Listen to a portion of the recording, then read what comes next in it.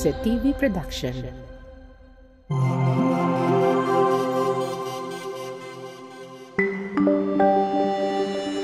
Your only island TV channel.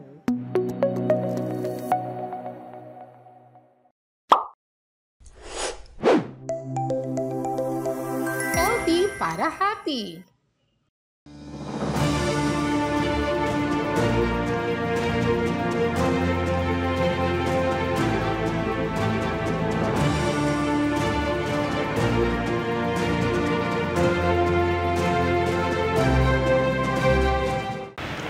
Assalamualaikum, buenos dias, maayong adlaw, happy Isabela.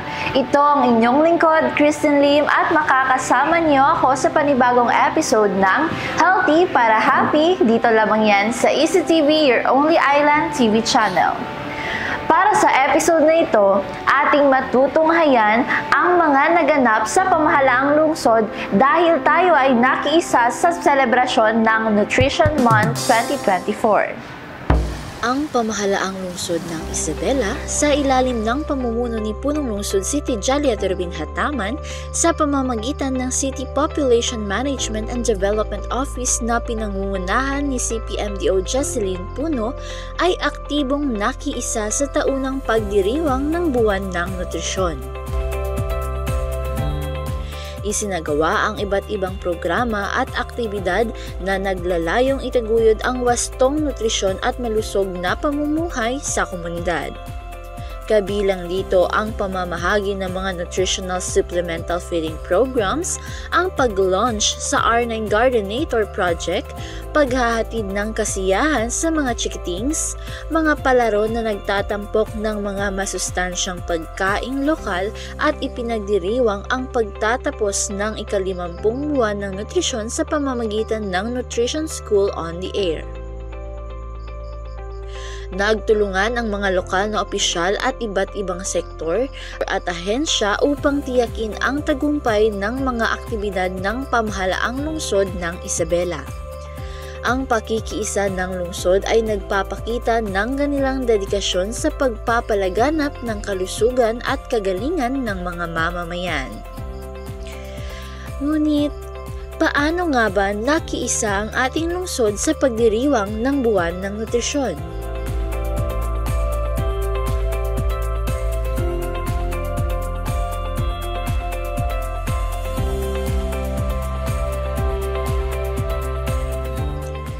Nagsimula ang pagdiriwang ng buwan ng nutrisyon sa pamamagitan ng paglunsad ng 120-day supplemental feeding program para sa mga batang may edad na 6 hanggang 59 na buwan sa Barangay Lumbang noong ika-4 ng Hulyo.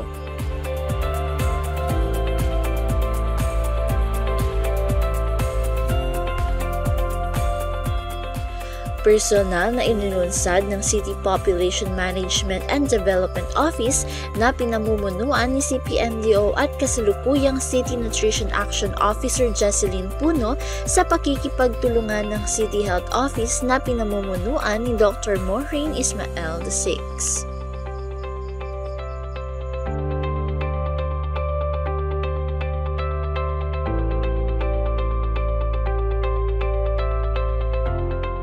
Sila. So yun na, dapat lang talaga hingiin namin ang commitment ng mga magulang na kung pwede sana dalhin yung mga bata ninyo para sa feeding. Dapat po tayo energetic kasi merong pagkain mamaya i-serve sa inyo. Masustansyang pagkain para sa maulan na umaga.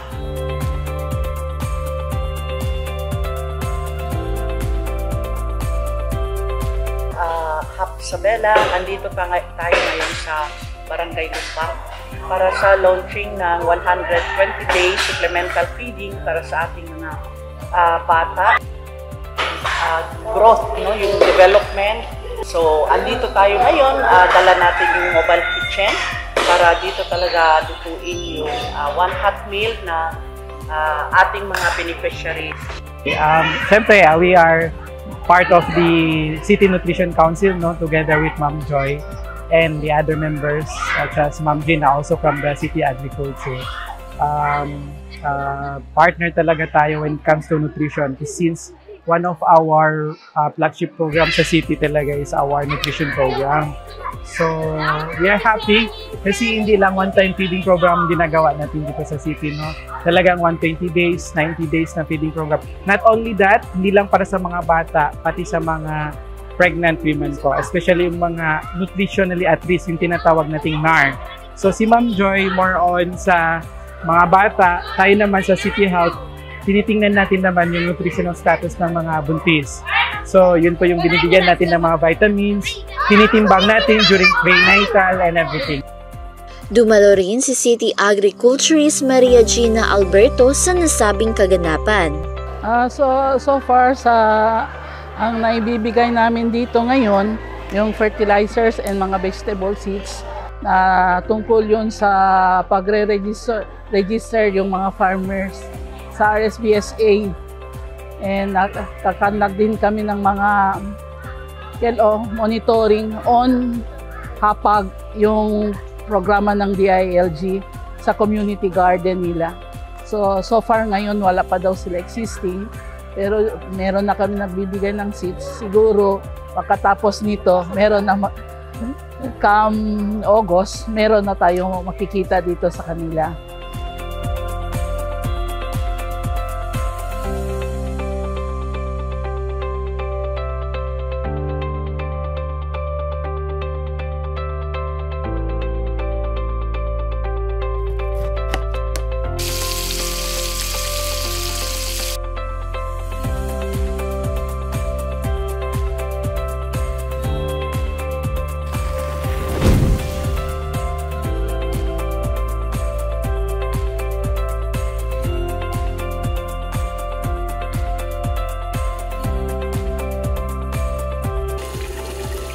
Ang inisyatibang ito ay nagbigay ng mainit na pagkain at mga kalakal sa 71 mga batang benepisyaryo upang matiyak ang kanilang wastong paglaki at pag-unlad bilang isang malusog at masayang mga bata. Good morning! Happy Isabela! Ako po si Rawina O. Jubail from Barangay Lumbang. Kasali po ang anak ko sa feeding ng 120 days. Nagpapasalamat po ako sa ating mayor at sa mga CSO at lalo na po kay Ma'am Jocelyn Puno at sa barangay namin. Salamat.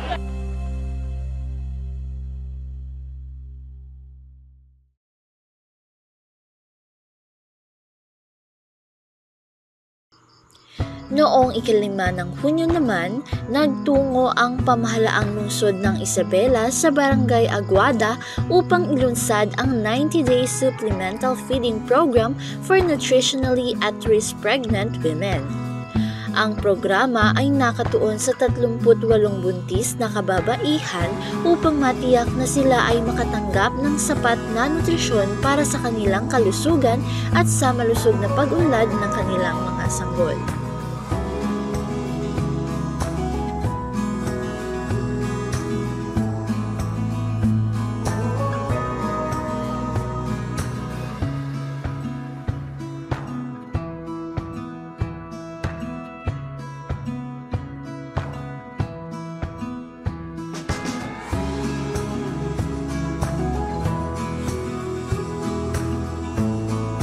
Shaitanirrajim, Bismillahirrahmanirrahim. I'm Nasrullah El Idris, punong barangay ng Aguada. Nais kong magpasalamat kay Mayor Dada, Siti Jalia Turabin Hataman sa pagkandak ng programang ito dito sa aming barangay. I think 4 years ago, huling na-held dito ang programang ito. Nagpapasalamat ako kay Mayor at sana sa lahat ng programa ng City Government of Isabela, sana parati kaming kasali sa kanilang programa. At muli nagpapasalamat ako. Assalamualaikum warahmatullahi ta'ala wabarakatuh. Good morning po, Happy Isabela. Assalamualaikum warahmatullahi ta'ala wabarakatuh. Ako po si Nujaima S. Abdurrahman, ang City Nutrition Program Coordinator ng City. Ngayong araw po, ikakandak po natin ang 90-day supplemental feeding for pregnant women dito sa Barangay Aguada. Unang-una po, gusto naming magpasalamat kay Mayor City Jalia Turabin Hataman for supporting this program po at saka sa walang sawang suporta po sa nutrition programs dito sa buong city. We are conducting this program po through para sa importance po na binibigay natin sa first 1,000 days. For now po, binibigyan natin ng importansya ang pagkakaroon ng launching ng supplemental feeding for nutritionally at-risk pregnant women, a total of 40, no less than 40 pregnant women po dito sa barangay.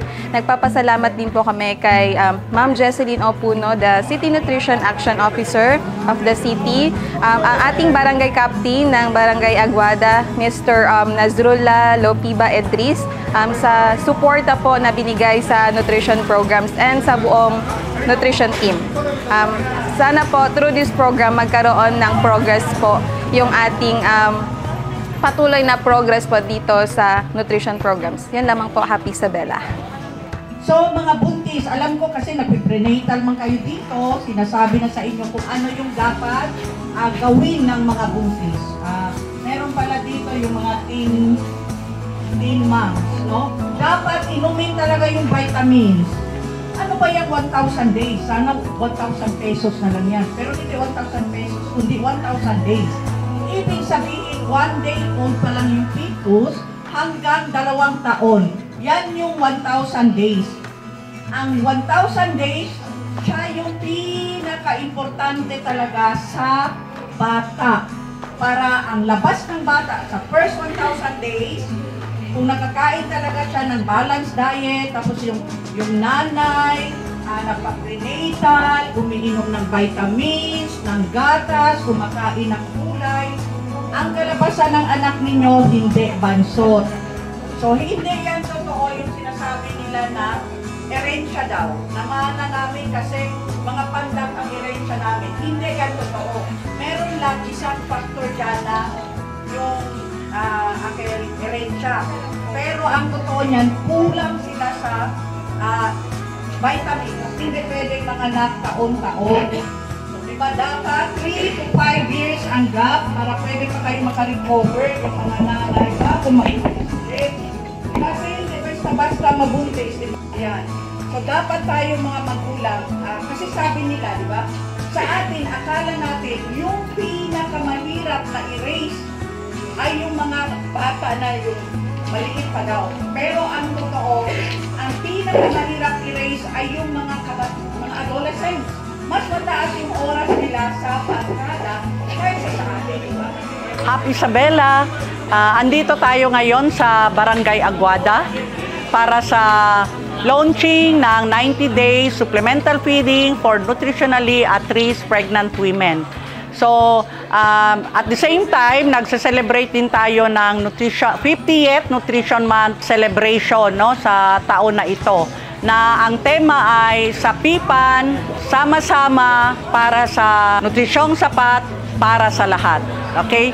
So, andito tayo ngayon, bale 90 days yan ang feeding na ibibigay natin sa mga buntis. Yan. So, gusto lang talaga natin na matutukan yung first 1,000 days ng mga buntis. Kaya, yan, hindi lang mga bata yung binibigay ng feeding. Kasali na din yung mga buntis kasi nga yung first 1,000 days ay nagsisimula sa tiyan pa lang sila at saka pag labas nila hanggang 2 taon. Maraming salamat sa ating mga opisyales dito, pinangungunuhan ni Cap Awis, mga kagawad, mga health workers na andito at sa mga buntis na pumunta talaga dito para kumain ng kanilang one complete meal. Binibigyang diin ng inisyatibang ito ang pangako ng lungsod na mapabuti ang kalusugan ng mga ina at mabawasan ang insidente ng malnutrisyon sa mga vulnerableng populasyon. Magandang umaga po sa ating lahat. Ako po si Jocelyn Lero ng Barangay Aguada. Ako po ay magpapasalamat sa aming punong barangay, Kapitan Nasnas at sa aming Mayor Dada sa pinalaganap ngayon na launching ng 90-day supplement feeding program para sa aming mga buntis at saka kay Ma'am Joy sa kanyang team din po at saka sa aming lahat ng mga nandito ngayon. Maraming pong salamat sa ating lahat. Good morning po. Ako po pala si Lizagay Ayla Jahatan. I'm 28 years old from Aguada. Nagpapasalamat po ako sa mga ginawa po ng ngayong araw na to, yung sa program nag-help yung city, lalo na kay Mayor Dada Taman at saka sa team ni Ma'am Joy Puno at saka na Ma'am Gina at sa lahat ng mga tumulong po sa yung pong binigay nila sa amin. Maraming salamat po. Ang programang ito na ipinatupad sa ilalim ng administrasyon ni Mayor City Jolly at Rubin Hataman ay markado ang ika-5 barangay na nagsagawa ng ganitong feeding program. Ang 90 araw na supplemental feeding program ay bahagi ng mas malawak na pagsusumikap ng pamahalaang lungsod na isulong ang kalusugan at kagalingan ng mga residente.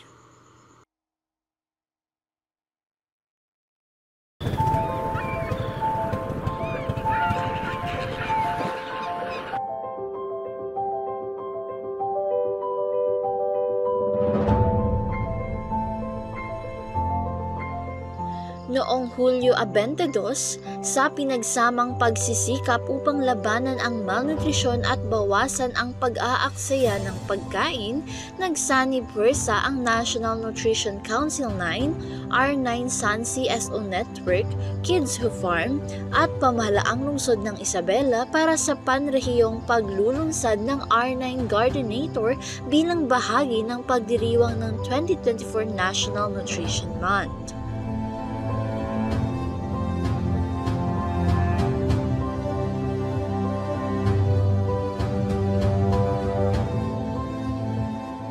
Binibigyang diin ang pakikilahok ng komunidad, hinihikayat na magsama-sama umaksyon sa pagtugon sa lokal na pangangailangang nutrisyonal at mga isyu sa kapaligiran.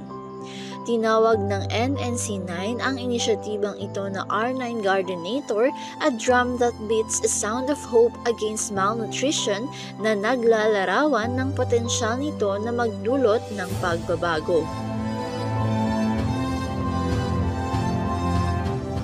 Sa parehong kaganapan, ipinaliwanag ni Monsini Hinay, R9 San CSO Network Convener at co-founder ng Kids Who Farm, ang Food Loop Project. Ang i-explain ko po sa inyo ay isang innovation, no? Hindi naman siya invention, parang innovation na pwedeng magamit natin sa mga bahay natin para ma-address po natin yung problema natin sa hunger and malnutrition. No, sa totoo lang, hindi po madaling solusyonan yung problema na yan. Bakit namin ginagawa ito? Kasi sa tingin po namin, sino pa ba ang susolve sa problema natin sa gutom at malnutrition kundi tayo din? Pero dapat may teknolohiya na pwedeng magamit ninyo na madaling gayahin. So, magpapasalamat tayo sa partners natin, lalo na sa city government, no? Na talagang nagsumikap sila sa office ni Ma'am Joy. Ayan. Sila po talaga ang nag-fabricate nito, no? At syempre may tumulong sa atin ng mga negosyante dito sa Isabela, no? Mga bakeries. SK, yan, nag-mobilize. Kasi po ba makasama natin na trabaho nito lahat. Magkumuha ng soil, no?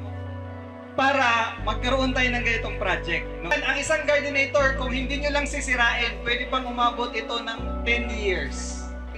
Nandito na po yung technology. Ilalagay po namin ito sa mga bahay ninyo. Ang gagawin nyo lang po talaga ay magtanim, magtapon ng basura, mag-harvest, magtanim, magtapon ng basura, kumain ng gulay. Kasi baka magtatanim tapos hindi naman kumakain gulay. So, kumain ng gulay and hopefully, no, inshallah, ma-address natin yung problema ng gutom, malnutrition dito sa lugar natin. Layunin ng proyektong ito na isara ang agwat sa pagitan ng produksyon ng pagkain at pamamahala ng basura sa pamamagitan ng Gardenator. Itinataguyod nito ang epektibong produksyon ng pagkain habang binabago ang organic na basura sa mahalagang compost para sa pataba na nagpapalakas ng seguridad sa pagkain at pagpapanatili sa rehiyon.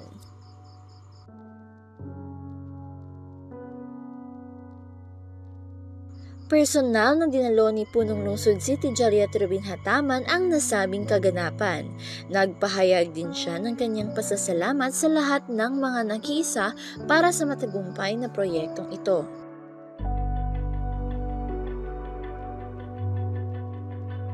Taga Kids Who Farm, eto talaga. Thank you so much sa naisip ninyong initiative na sinishare ninyo sa marami ngayon.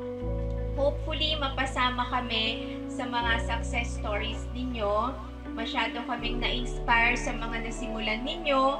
Sana maging parte din kami ng inspirational na kwento ng inyong Gardenator. No? So, yun, looking forward. Sana marami sana mabuhay yung mga itatanim. In kamatauran, no, magpusaha, ang sin. Ubusin-sin, hipami, pagkaon, na inidiretso na, no? Ini magtrabaho kita niyo, mag-garden, magtanong-tanong kita niyo, makatipid kita niyo.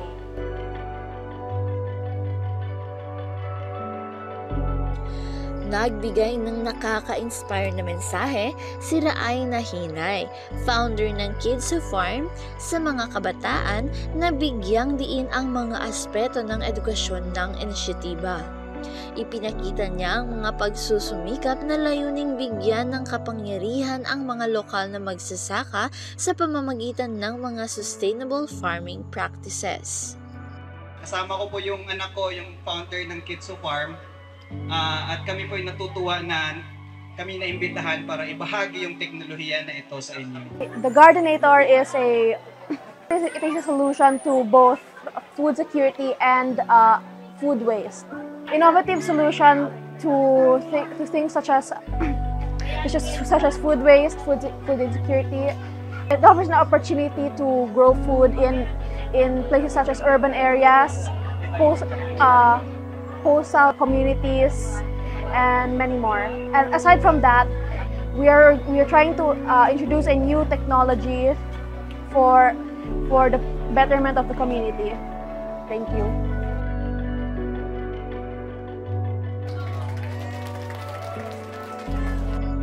Namigay ng 61 Gardenators sa mga residente ng Barangay Diki na nagmarka ng konkretong hakbang patungo sa pagpapabuti ng lokal na self-sufficiency sa pagkain at pangangalaga sa kapaligiran. Ako si Ma'am Jaina Muharram, bayon ng Barangay Diki. Ang masasabi ko po sa activity ngayon ay ito po ang activity na makakatulong po sa mga sa mga constituents ng Barangay Diki.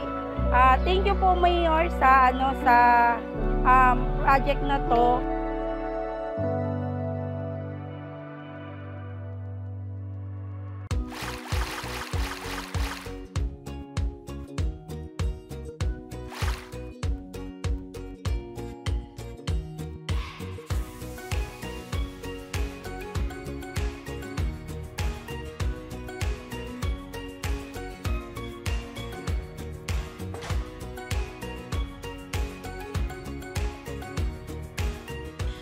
Siyempre, dahil we love chikitings, ang City Population Management and Development Office ay nag-organisa ng Happy and Jolly Day para sa ating mga chikitings noong July 23.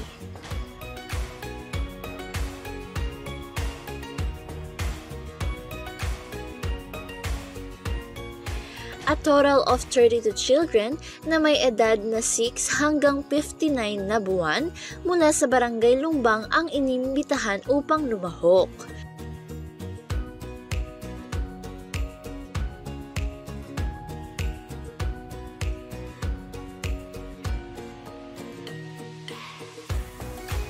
Nagsimula ang kaganapan sa isang pagbisita sa Kiddylandia, Isabela, isang lugar panglaro na matatagpuan sa Pasangan Commercial Complex.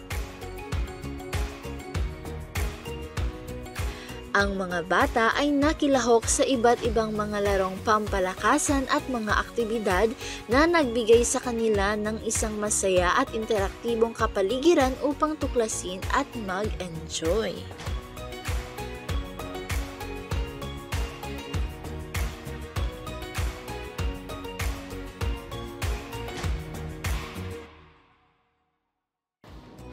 Happy Isabela, andito tayo ngayon sa Kiddylandia para sa mga bata na recipients ng supplemental feeding na 120 days from Barangay Lumbang. No?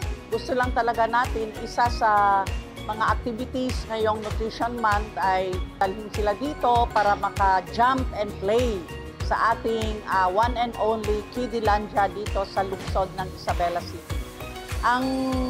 Kasi ang tema din natin for this year's Nutrition Month celebration is sa Philippine Plan of Action for Nutrition, sama-sama para sa nutrisyon sapat para sa lahat. Yan. So after dito, dadalhin natin sila sa Jollibee din para as reward sa ating mga kabataan at saka mga nanay na dinadala yung mga anak nila sa venue for the 120-day cycle feeding. Yan. So yung iba pa nating mga programa and activities for this year, 50th Nutrition Month celebration ay yung 90-day supplemental feeding para sa ating mga nutritionally at-risk pregnant women sa Barangay Aguada naman. Yan. So yung meron din tayong mga patrivia sa FB page natin at saka sa Nutrition School in the Air, batch 3 na tayo ngayon. So isa yan sa mga activities. Tapos meron tayong magpa-feeding din tayo sa PWD. Yan, kausapin pa namin yung in-charge ng senior citizen. Using the mobile kitchen ay magpa-feeding tayo sa kanila. Hanap lang tayo ng araw, at saka kung anong barangay talaga yung ita-target natin for this year. Yan. So yung nutrition naman ay kailangan talaga yan sa bawat isa kasi ito ay nagpapalakas sa atin, hindi lang sa katawan. Siyempre kung healthy tayo at saka yung kaisipan natin ay healthy din. So dapat talaga meron tayong energy, hindi tayo malnourished, ganyan. Kaya isa talaga sa ating mga interventions to combat malnutrition is to give the supplemental feeding for 120 days talaga sa ating mga wasted and undernourished 6 to 59 months old children. Hello, good morning. Ako po si Sheila Taguranaw po. Bilang isang magulang po, kami po ay lubos nagpapasalamat na nagkaroon ng Kiddylandia Isabela dito po sa Isabela. Malaking tulong po to sa aming mga anak, siyempre sa mga magulang, at nagpapasalamat din kami na at least naiiwan namin ng mga anak namin dito sa half minute hanggang 1 hour po.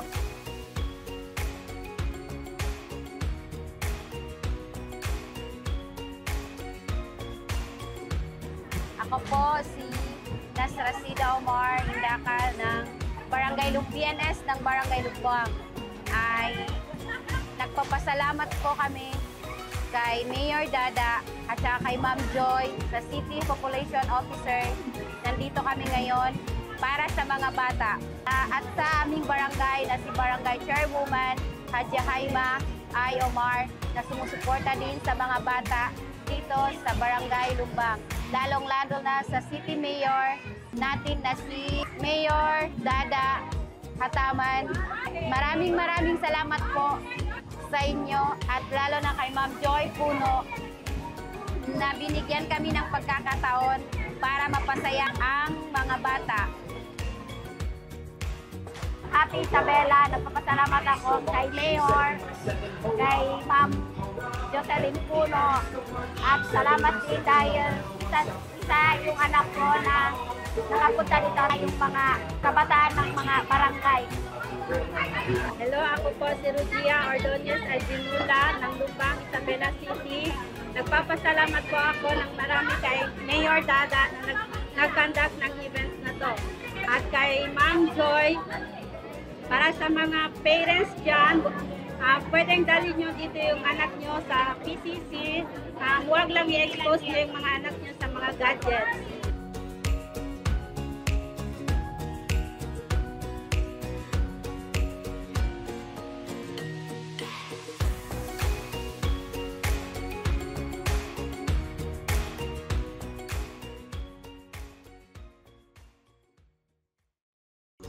And pagkatapos ng paglalaro, nagtungo ang mga bata sa paborito ng lahat, ang masarap na kainan, ang Jollibee.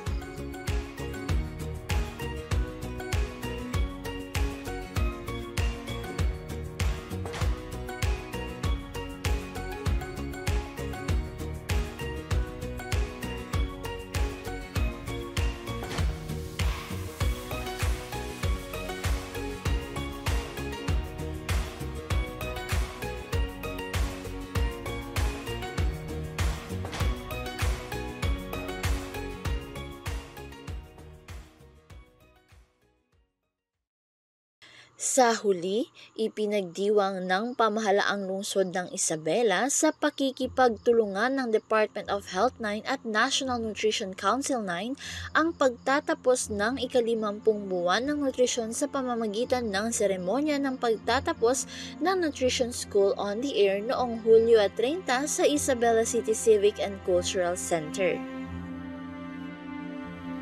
In the same event, ipinakilala ni City Nutrition Action Officer Jesseline Puno ang 123 Nutrition School on the Air graduates para sa taong 2024.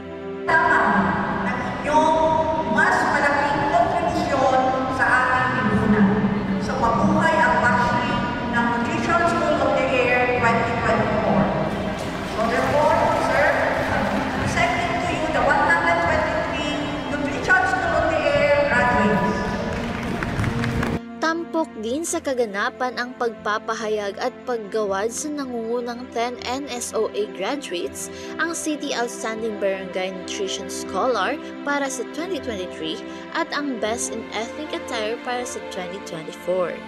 Okay, Mayor Dada, sa walang sawang suporta at sa City Nutrition Office na pinamumunuan ni Ma'am Joy Puno at ng kanyang masisipag na staff. Sa kanilang pagbabay at tulong, nagkaroon kami ng mas malalim na pag-uunawa sa kahalagahan ng tamang nutrisyon at kung paano ito makakamit ng bawat isa sa ating komunidad.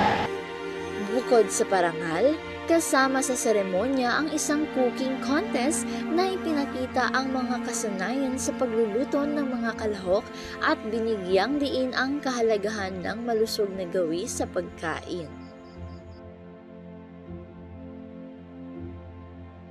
Nagpaabot ng pasasalamat si City Nutrition Action Officer Jesseline Puno para sa suporta at pakikilahok ng lahat ng stakeholders at kanyang binigyang diin ang pangako ng lungsod na ipagpatuloy ang pagsisikap na mapabuti ang nutrisyon at kalusugan ng mga Isabeleños. Sa pamumuno ni Mayor City Jalia Turbin-Hataman, ang pamahalaang lungsod ng Isabela ay nakiisa sa pagdiriwang ng buwan ng nutrisyon kung saan nagtampok ng iba't ibang programa kabilang ang 120-day supplemental feeding program para sa mga bata sa Barangay Lumbang at 90-day supplemental feeding program para sa mga buntis sa Barangay Aguada. Naging highlight din ang paglulunsad ng R9 Gardenator Project sa naglalayong labanan ang malnutrisyon at pagpapabuti ng seguridad sa pagkain.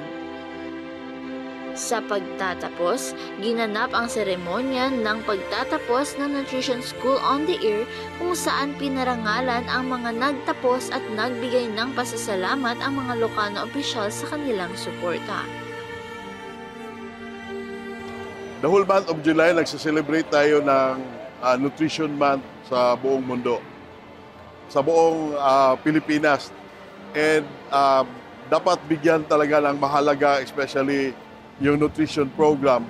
Kasi alam naman natin, no, na ito yung pinaka-basic na para sa physical and mental development ng ating mga bata. That's why nagla-launch din tayo ng first 1,000 days na mga bata na nasa tiyan pa o nasa pagbubuntis pa lang ng nanay. Dapat umpisahan natin yung tamang nutrisyon hanggang umabot siya ng 5 years old, no, ang bata. And in fact, we will continue, especially na sa ngayon marami pa ring mga yung stunting na kung sa survey ikuha natin na yung stunting ay nasa 3 sa bawat 10 Pilipino, 10 bata na Filipino ay bansot.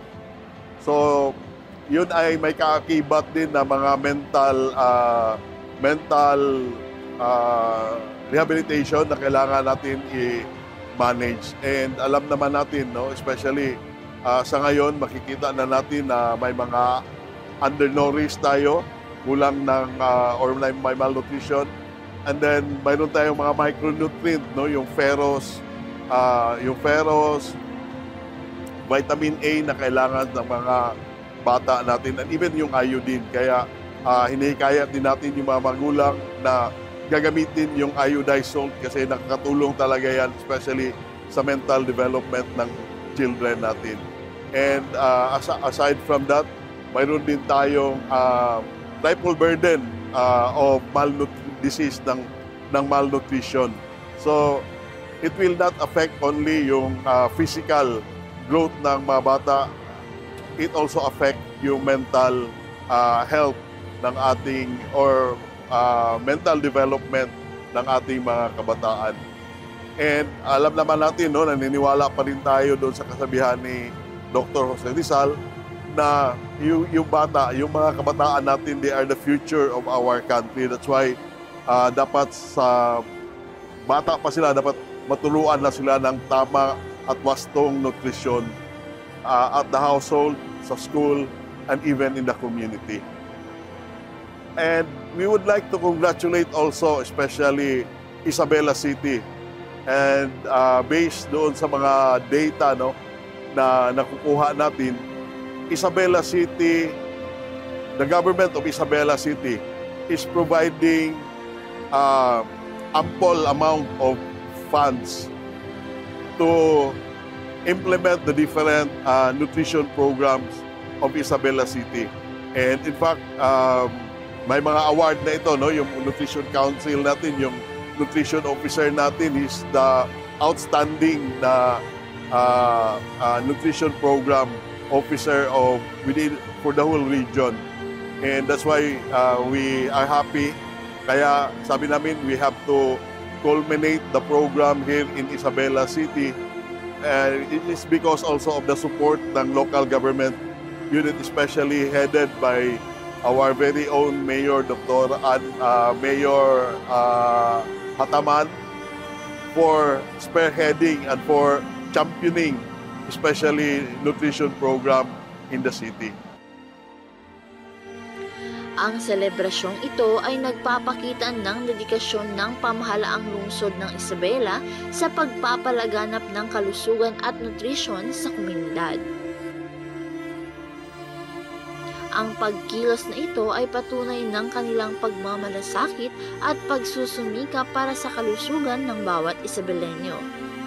Sa patuloy na suporta ng lahat, inaasahan nilang makamit ang mas malusog at mas masiglang pamayanan. Healthy para happy!